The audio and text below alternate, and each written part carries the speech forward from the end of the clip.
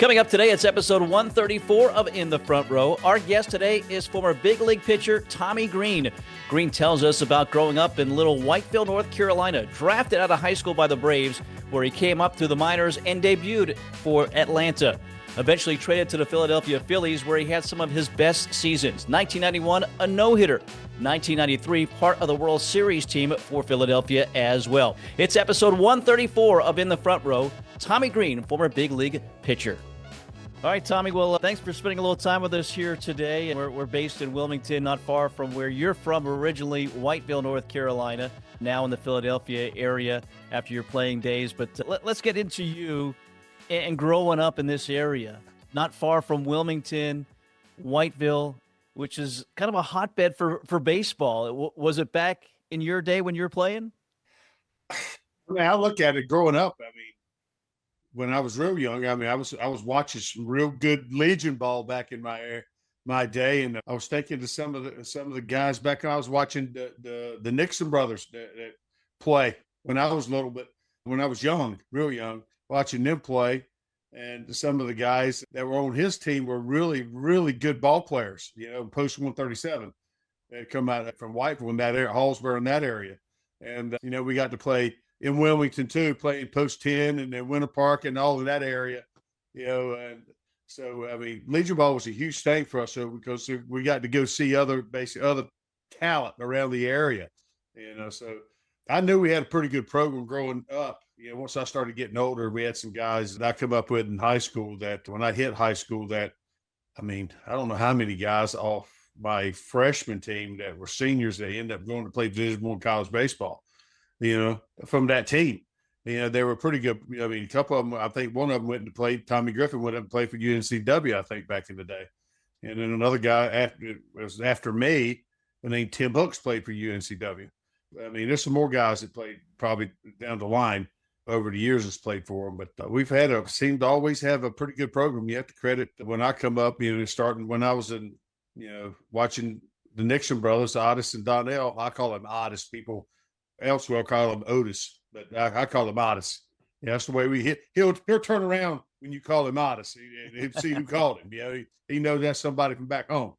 But I got to give a lot of credit to the coaching. I think around during that time, I mean, Linwood Hedgepeth was a guy that come into my life when I was in the 7th grade, and got me involved with the varsity team out there at Whiteville when I was in the 7th grade to teach me how, to throw from 60 feet. To be a part. I mean, I basically did 2-a-day practices, middle school and high school that night.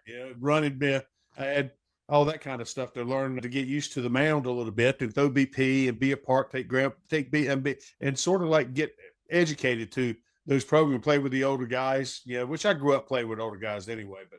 But I think he got to see so many good athletes, and he was a good high school coach that knew the fundamentals.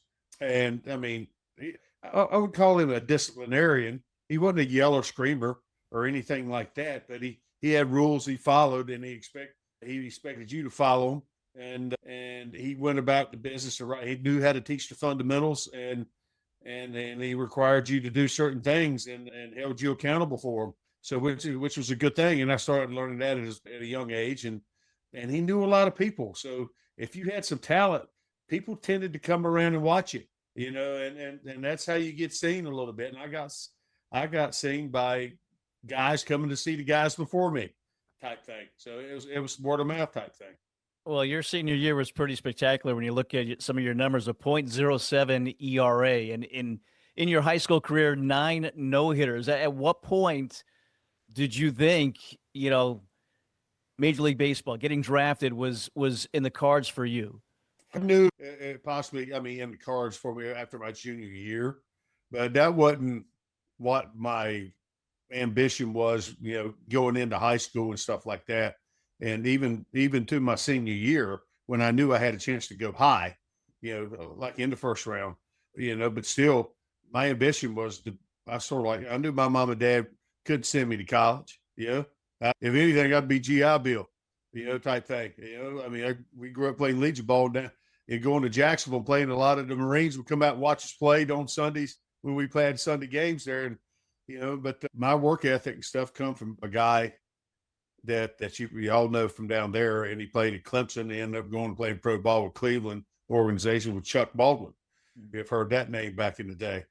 My work ethic stuff come a lot from him. He was a couple years older than me, so I was around him a lot at a young age, and he was a very hard worker, did things the right way, a very good influence on a young guy. He kept his nose clean and stuff like that. So I grew up like that, not that I didn't want to go down to the beach on weekends and stuff like that, but when your dad and your high school coach don't want you to go, I spent my time at the ballpark, and work honing in on stuff like that. But that was my target, was to sort of like, I look at it like pay my own way. If to college, to get a college education somehow. And that was my driving force a little bit. And also, I mean, I love to play the game anyway. So I wanted to be as good as I could be. And I knew the only way you get better is work at it. And that's sort of what we did, down there. And I think everybody sort of had that. A lot of us had that mentality down there. Guys spent the extra time, went the extra mile, to do things. And Linwood was always there, to open up the place during or whatever, for us to have access to the field, to us to go do if we wanted to go out and throw to ourselves and throw BP and to each other and go do things, and hit ground balls and do things. But I was fortunate enough to come up around guys that wanted to do that type of thing. And when you spend the time doing that and play with good athletes, tends to rub off a little bit. So. Yeah, more than rubbed off. Again, outstanding high school career. And then the draft comes around, 1985, in the first round, 14th overall by the Braves. Were the Braves your team at that time, being in North Carolina? Well, people ask me, all the time, being up here, who's your favorite team? So I didn't have a favorite team. I didn't know that. I don't think TBS and WGN and stuff till we got cable. And I don't remember having cable till I was like in 11th grade. Or something like that. And we were always doing something anyway. I mean, I'd watch them some, but I just didn't have a favorite team, I can't remember when I started watching, but I grew up like watching Sunday game of the week with my dad. If I was inside, if it was one of those days where didn't have nothing going on, we weren't playing, you got baseball going on in the summer. If we were in All-Stars or doing something like that, we were playing, or we're playing our own ball. And doing things. And but I remember watching games with Dad. My dad was a big Catfish Hunter fan, so and they showed the Yankees a lot back in the day. Obviously, with Ron Guidry, Craig Nettles, and Chambliss, and all those guys, and Mickey Rivers and Don Mattingly and stuff come on. He's up here in Philly now coaching. I mean, so I grew up watching him, but I didn't have a favorite team, but the Cincinnati Reds was big, and the Pittsburgh Pirates were big back then. So, I mean, I have to say I had favorite players. So George Foster was one of my favorite players because I liked his bat. He swung. He's one of the first guys that seemed like swung a black bat, and the outfielder hit for power and stuff. And you saw Big Red Machine all the time. I mean, who wouldn't want to see Tom Seaver pitch and Concepcion play short? And, I ended up playing with Ken Griffey Sr., right when I first went up to the big leagues, was in big league camp, but then played against him when he went back to Cincinnati, and he took me deep one time too. Not that you remember that. It was a learning experience. He told me he helped me. He really did. He was a very nice man and a good ball player, obviously. But I mean, it's amazing some of the guys I grew up watching on Sunday game of the week. I've met.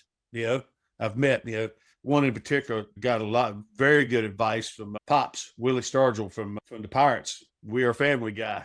He ended up coming to the Braves and doing some roving coaching, throughout the minor league system. He'd come around and, got a chance to spend some time with him. And, God, you grew up watching those guys, the Hall of Fame guys, man. I mean, it's humbling, that you get a chance to spend a little bit of time with some of those great guys. Luke Appling with the Braves back in the day. I mean, a lot of old guys, man, a lot of life experience, a lot of baseball experience, and I just love this. As much as I love to talk, I always like when those guys got around, I felt like it was E.F. Hutton time. You shut up and listen, and that was the advice that Willie Stargell gave us young guys one time. He set us down. He said, I see, there's a fad these days. Young guys are coming in this game, think you know it all. Think you already know you can be in the big league, you know what it's like, know what it's done. I said, you got over 120 some years of big league experience coaching right here in spring training here with you.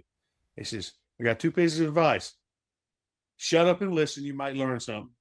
And then don't be afraid to ask questions, because that's why we're here.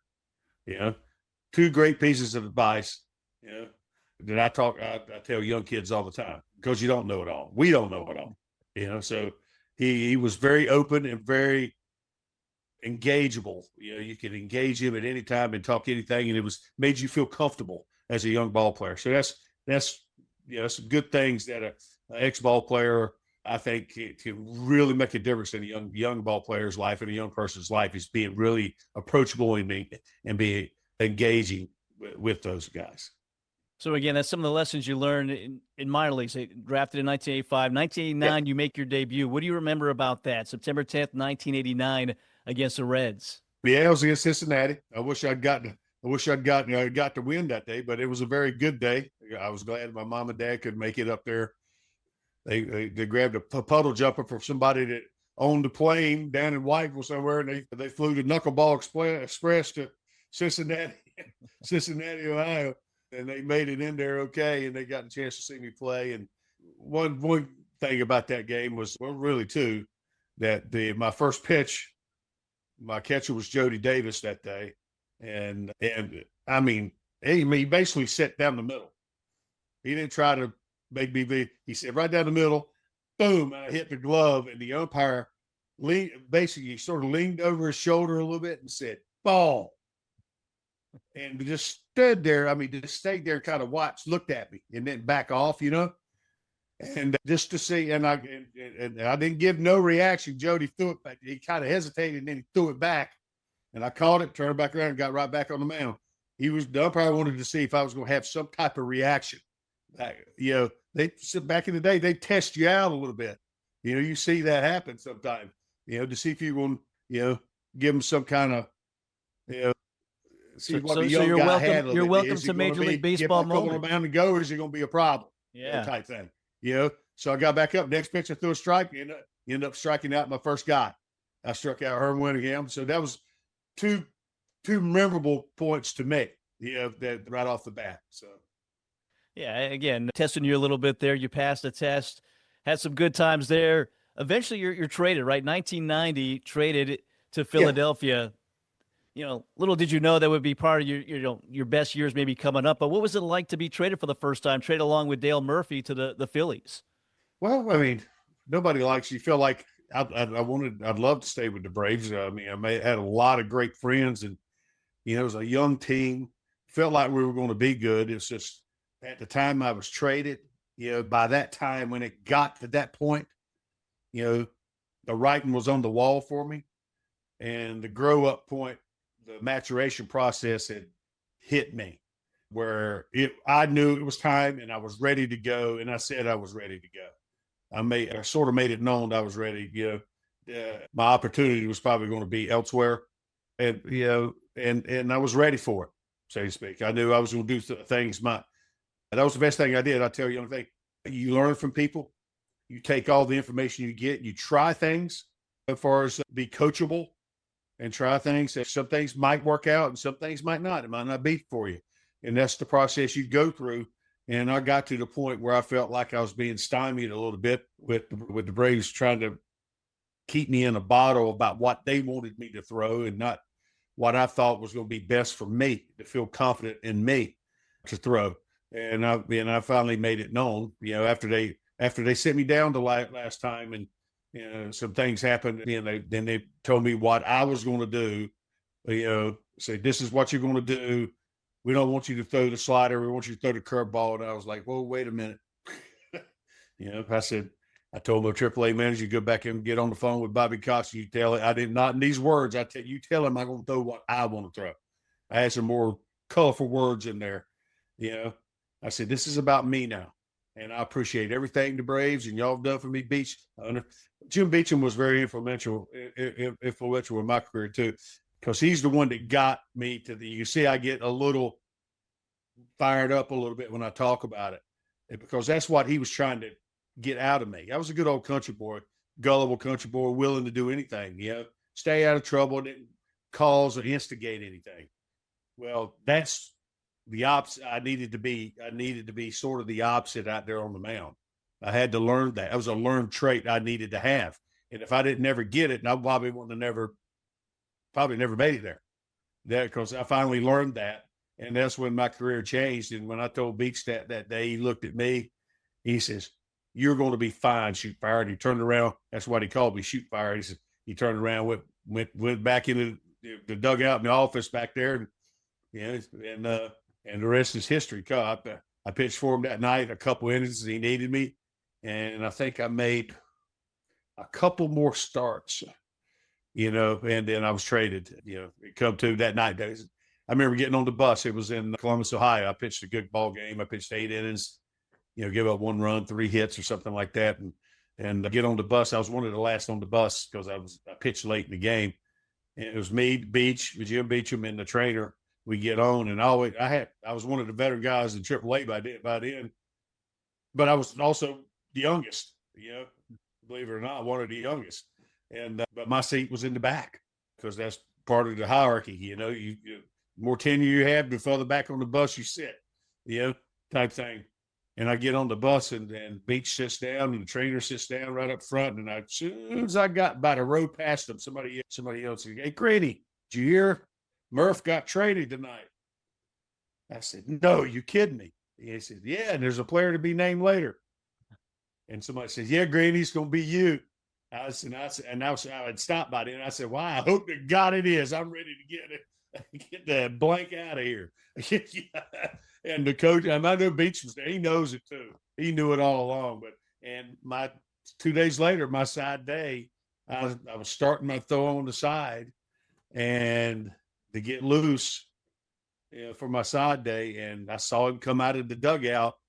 And he took a right. That was in Toledo, and the bullpens were inside the fence then. And he took a right out of the dugout and started walking down the bullpen. And that's one thing Beach never did. He never come down to the bullpen.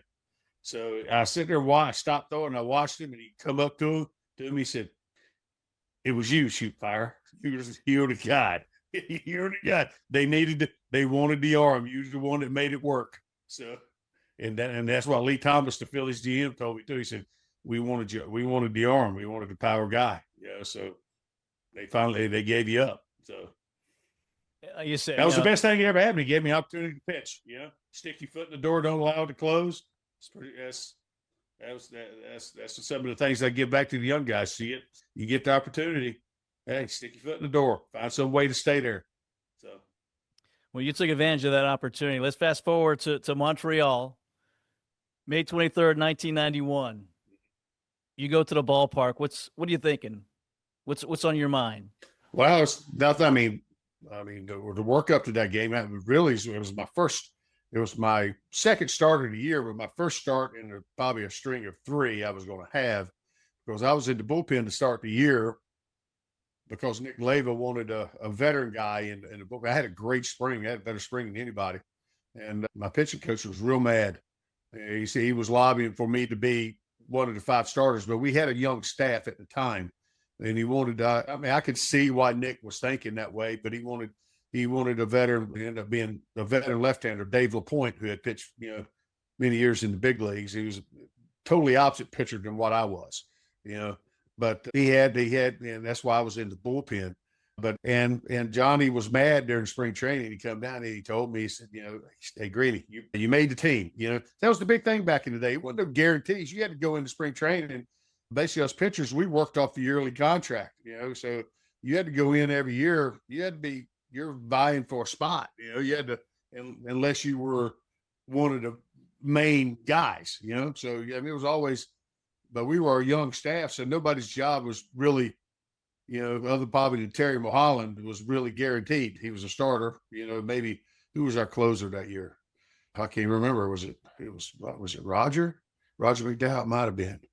But I mean, I get through spring training, and he tells me, he said, "Well, they stretched me out as a starter during the spring." So I worked myself. I was up to over 100 pitches in spring training. A few times, 2 or 3 times, at least 2 times we threw over 100 pitches. And so I was ready to be a starter, whatever they did, but they put me in the pen. and I end up, and I told Johnny, I said, don't be mad, man. I said, it'll work itself out, and it did, and after the first month of the season, I had more innings than every starter except Terry Mojave. That shows you how bad we were doing. As me being a bullpen guy, a lone guy coming out of the pen. And back then we didn't have 5 bullpen guys. We didn't have 8 or 9, like what they carry these days. I don't know how many they carry these days. But I got a lot of innings in, and I got one of the guys ended up getting hurt. Danny Cox had the first part of the season had come over, and they put him in the rotation because he was a veteran guy. He pulled his growing. So, and Jim Fagosi had took over for Nick Labor early in the season. And Jimmy come up to me and told me, he said, hey, Greene, he said, you're going to have 3 starts, because Danny's going to be on the DL for that period of time at least. And so happened to be my first start was in Montreal. And, it was a 12:05, I think, getaway day, the third game, in Montreal. And if you've ever been to Montreal, that place can be a dangerous place, for a visiting guy coming in there. There's a lot of late nights in Montreal. So I credit that game happening. I said, I got them before they woke up, type thing, but it was one of those days where, pitching out of the bullpen taught me a lot. It taught me how to be aggressive. More aggressive, especially with how you get loose. You don't have a lot of time in the bullpen to get loose. So we took care of ourselves. We played catch with the outfielders in between innings. I knew the first 4 innings, those were my innings. I possibly could get in a ball game, and then after that, the other guys got up, but I knew how much time I had to get ready. So that day I got ready. And when I threw my first pitch, when they were starting to play I threw my first pitch right before, and I got the ball back, and they started playing the national anthem, the American national anthem. And in between, I was, I'd throw, and by the time they were through with the Canadian national anthem and stuff like that, I was sitting in the dugout. It didn't take me long. I knew how long it took me to get loose. The pen taught me that. I knew I was pretty loose. It didn't take long. I didn't sit there and pound it on the side and like that. And that's the way I went into the game. Ended up walking too many guys, but they didn't give up the hit, so it don't really matter. Yeah. The walks were there, but yeah, no hits. No hitter for you on, again, filling in a sense. You had a manager who took over, who was into about a month taking over, was Jim Fregosi. You had a backup catcher during this time as well. So many things. Yeah. Should have told you it wasn't going to be a no-hitter. At what point did you feel like, okay, something's happening here? People's asked me that so much, and I realized probably, after the 7th inning, and the backstory to that is, was there any pressure? No, I didn't feel it. I didn't have one in the big leagues, but I had, people don't know, and a lot of people know now, I've told the story. I had 3 in the minor leagues. I had 1 in A ball, 1 in double A ball, and 1 in triple A ball that had 2 outs, 2 strikes on the last guy, and lost all 3 of them. Oh. So I'd been to the end in pro ball, but never in the big leagues. It's a little bit different.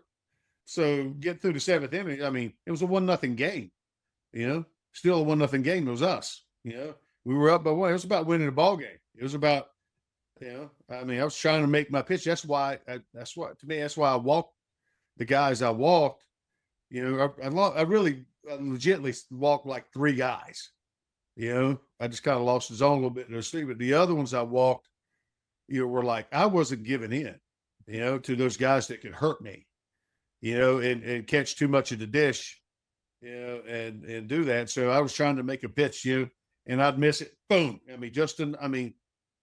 Just off the corner, where, the ump didn't give it to me. Jim Quick was the ump, and he made up for it the next time. Well, next time I had him, he kind of loosened up a little bit. He was a little tight early. So, but it was just one of those days, where it kind of went my way. I'd been in that situation in the minor leagues, and after my last one, in AAA with the Braves, Leo Mazzoni was my pitching coach all the way through the minor leagues, and there for all 3 of those no hitters, and after the last one, or near no hitters, the one hitters I had. After the last one, he looked at me in this colorful way, his language. He said, "When you gonna finish one of these bleeping things off?" You know, the way he used to talk like Yosemite Sam is what I said. Is Were there close calls in this game? no, not in the Montreal game. No, Yeah. no diving plays. No, they tried to bunt a couple times, but we were playing in for it, and we were playing on turf. If you didn't lay down the exact perfect bunt, there were a couple good bunts they put down, but their base was playing in, and it was, the fast guys, the Shields and Grissom tried to bunt. It's, they're trying. I mean, they're trying to. Nobody wants to be no hit. I mean, they were trying everything they could.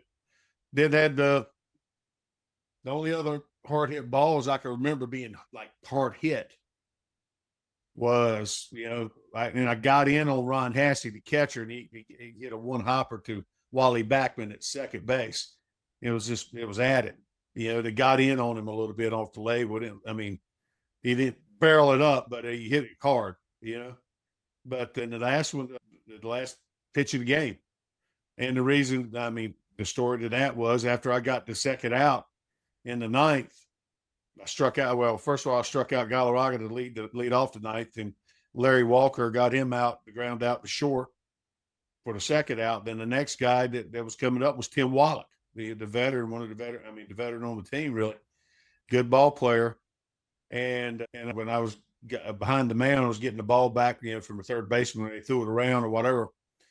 I thought of Leo, with the Braves, and it come to my mind is like, when you gonna finish one of these bleeping things off? I could hear him in my head, And I said, I told him I was walking up the mountain. I was walking up the back of the mountain. I said, "There's no way I'm going 2 strikes on this guy.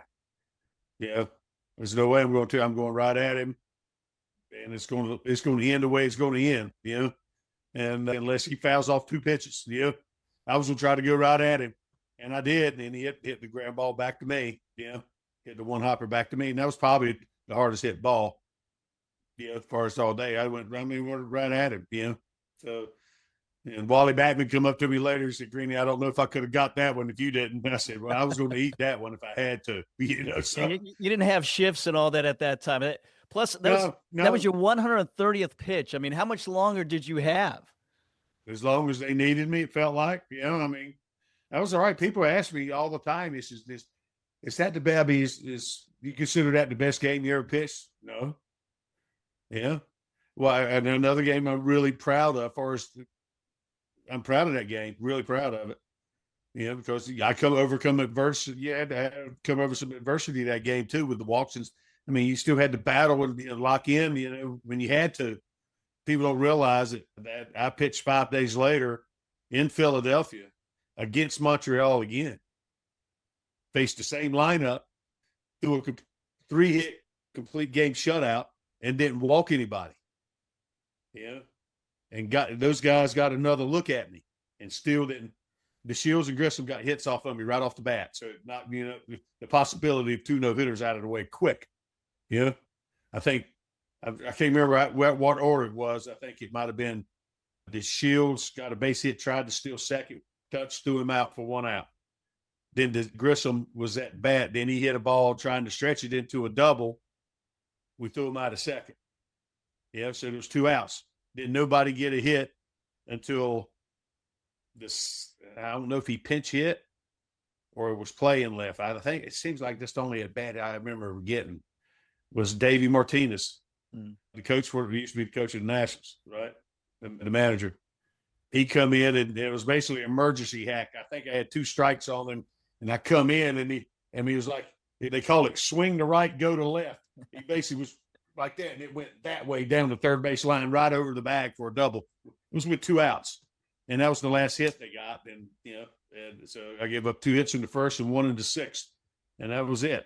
And I consider that probably one of the best games I pitched, and probably as much in satisfaction. And I was so satisfied with that game, because it was like a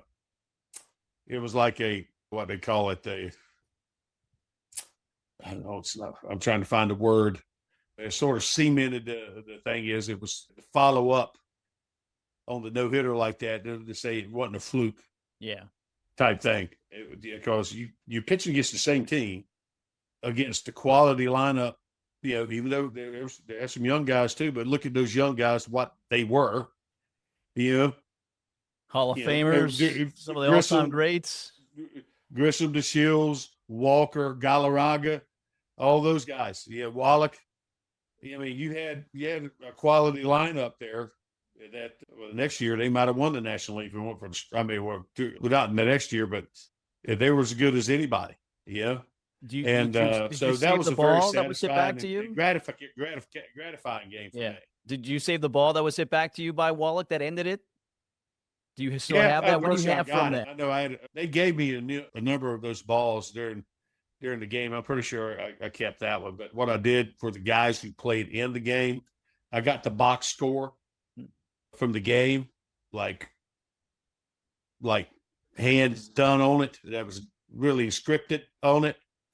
All those guys got a ball with the box score and stuff on it, done it and made it done nice. And everybody else, Terry Mulholland got me to do something with like he did with his when he did it, like a commemorative mug or something that you can have to give to everybody on the team and, and the coaches and stuff like that. So that's what we did during that time for them. So it was pretty cool to have that type of stuff, but it was good to get the balls, and I got the lineup card. And my manager gave me the lineup card and stuff. He kept in the dugout and stuff. And so it was pretty cool. Matter of fact, I got it. I'm looking at it over here now.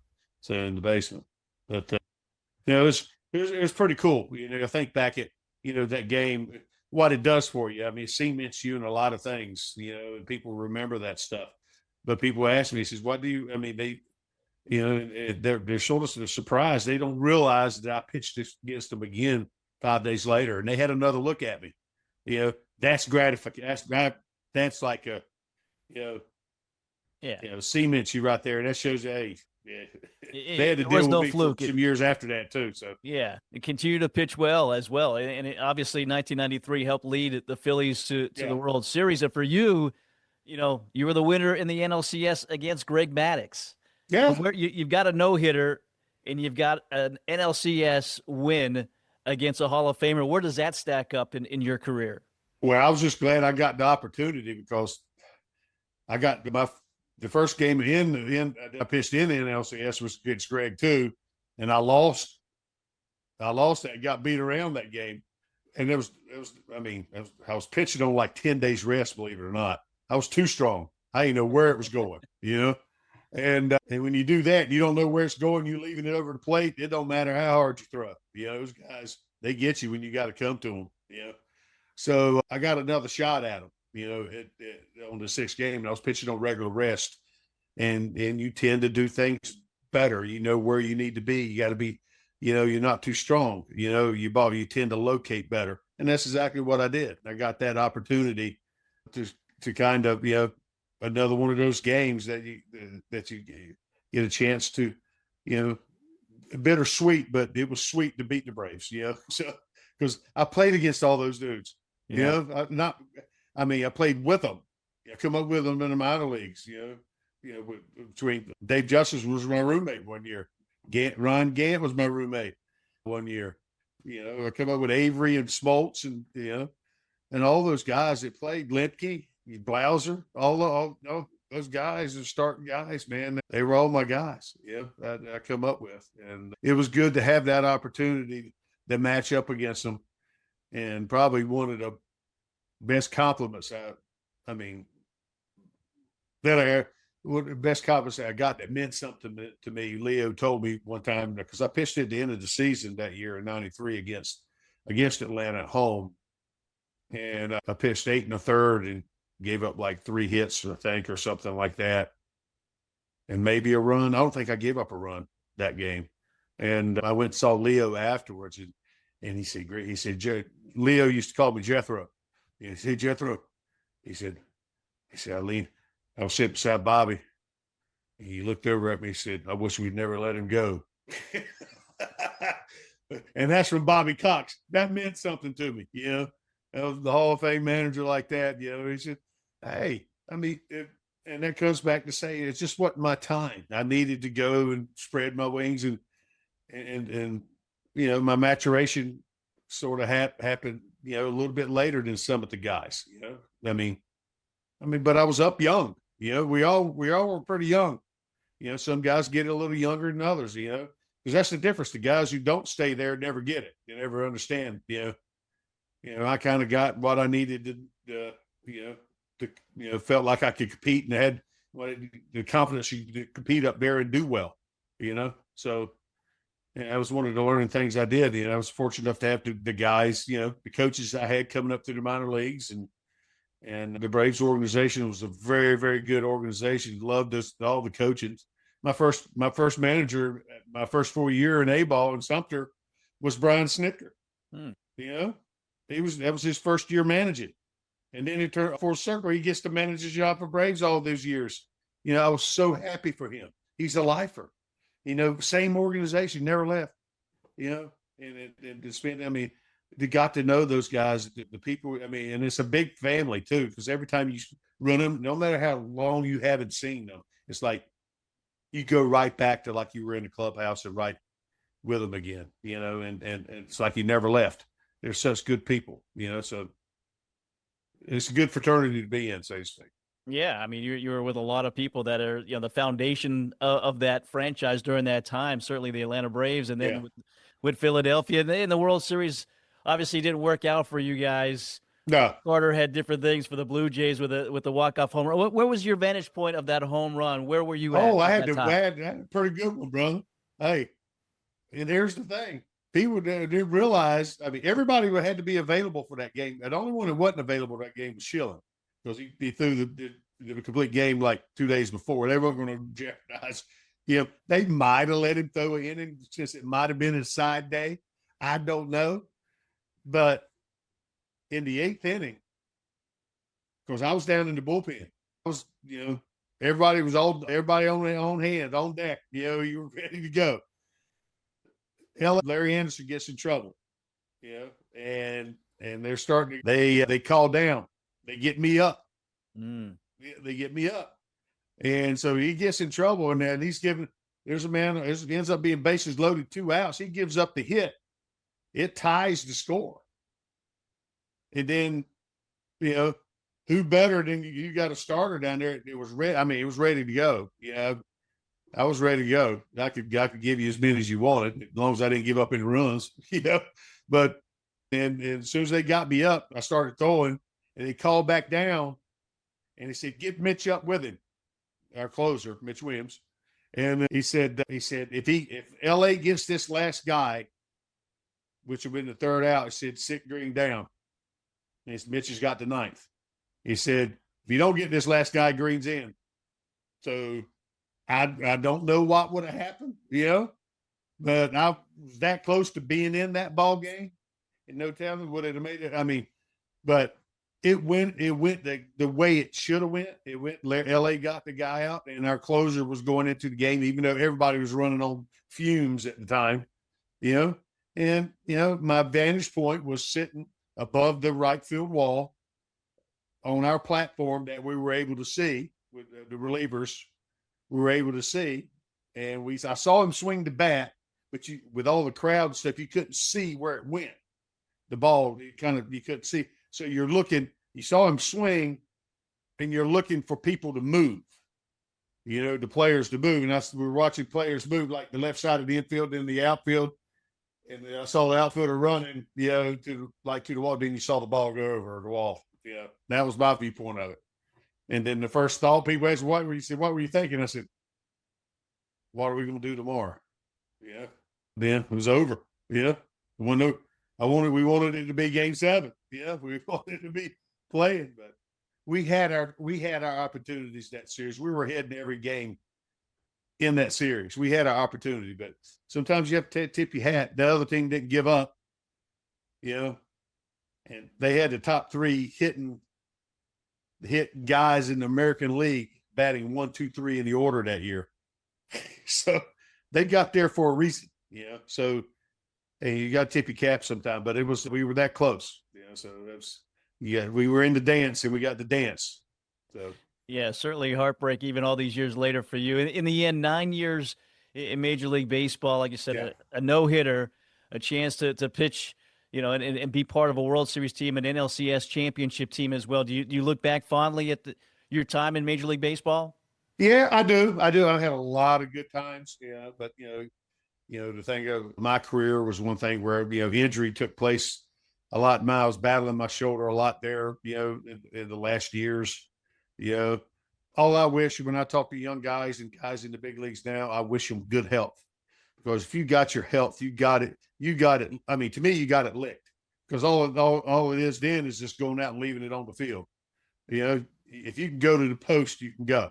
You know, but when you can't go to the post, you can't physically do it. That's to me, as hard as I work to prepare myself physically for the rigors of baseball, to make myself better every over each offseason, try to prevent injuries, to do the little things that helps a pitcher, supposedly do that, and it still happens.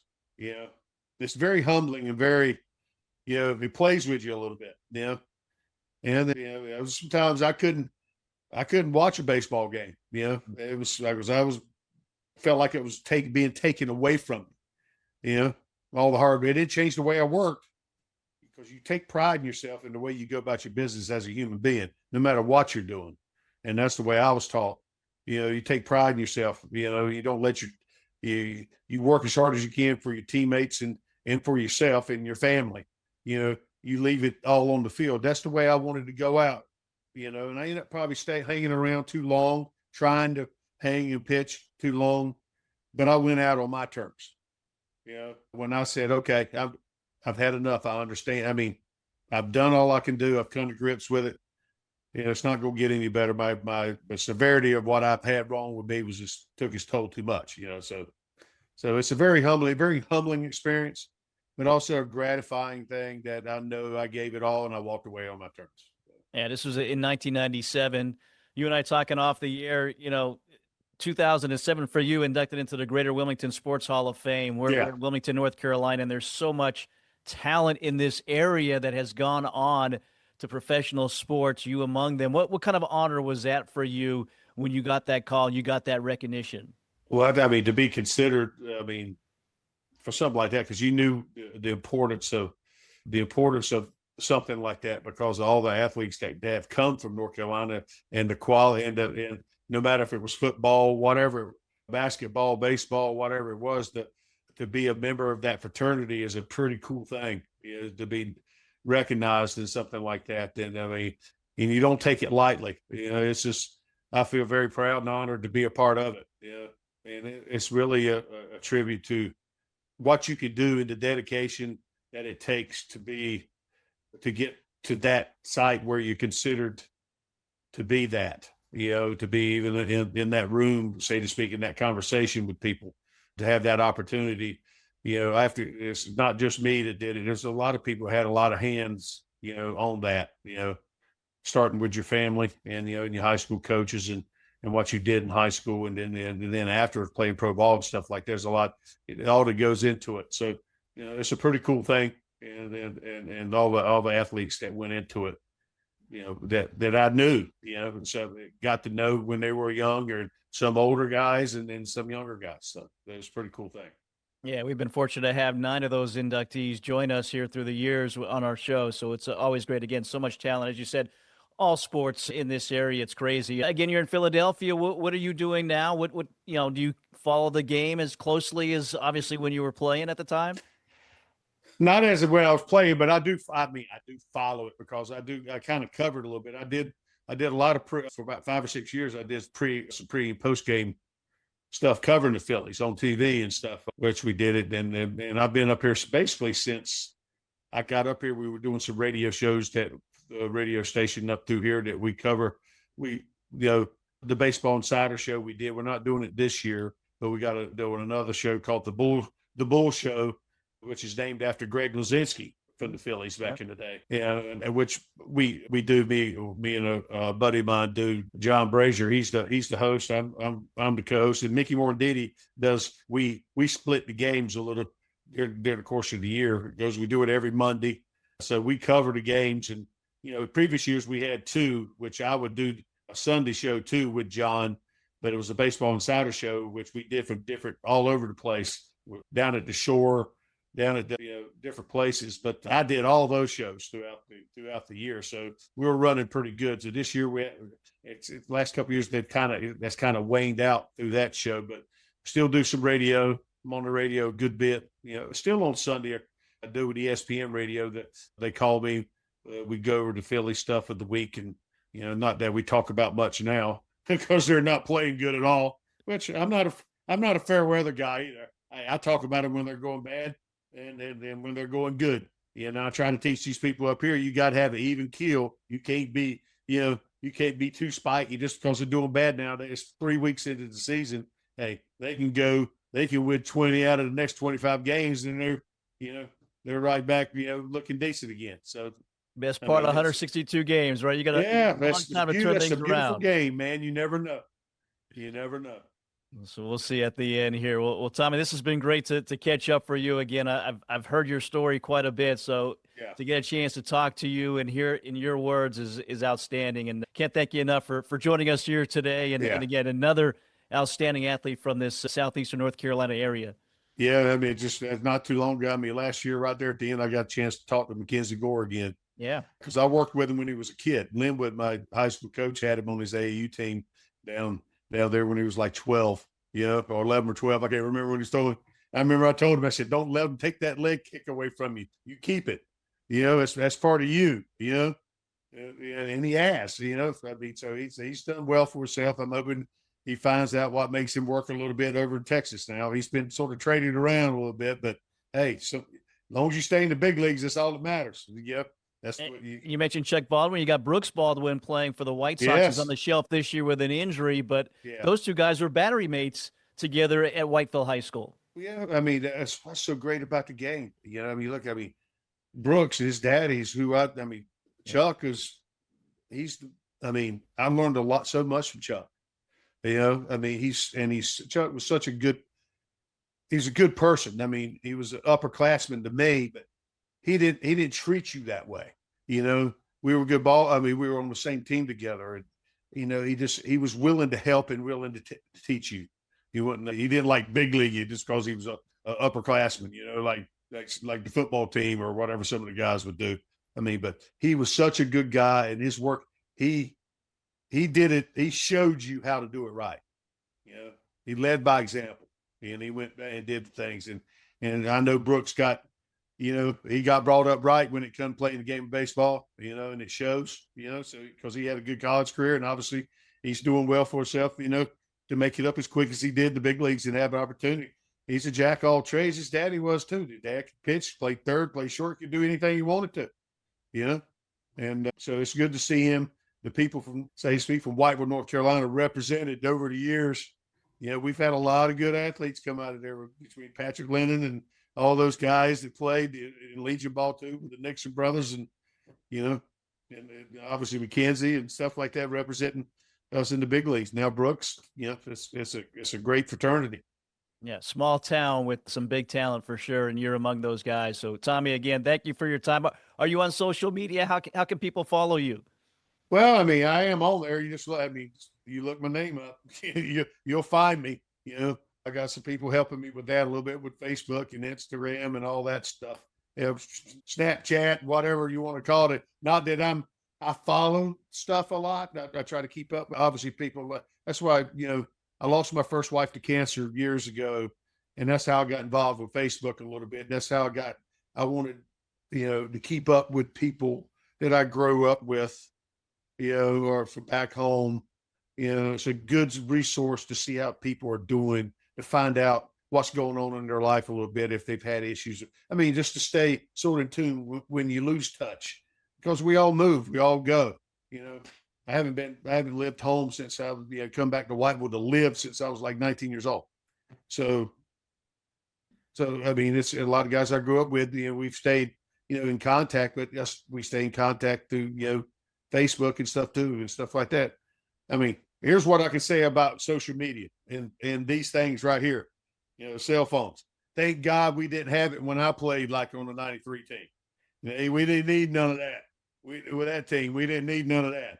So say speak, these old dogs are learning the new tricks, and it's a good resource. It's a good tool, if you use it in the right ways. So. Yes, Mitch Williams is happy that there was no social media back in that days, for sure. I'm sure. Oh my God, it was tough enough. for Talk him. radio was enough, man. Y'all don't know what to say. Hey, you got to come hang out up here in Philly a little bit and deal with these guys. Yeah. So, and I've been in the media for a while now, but here I've been on both sides, so I know what it's all about a little bit. Yeah, well, now you're in the media and doing a great job. Well, Tommy, again, thank you so much for your time. Wish you the best of luck as you continue on, and again, hopefully those Phillies will turn things around a little bit for you. All right, man. I appreciate you having me, Mike. Appreciate it.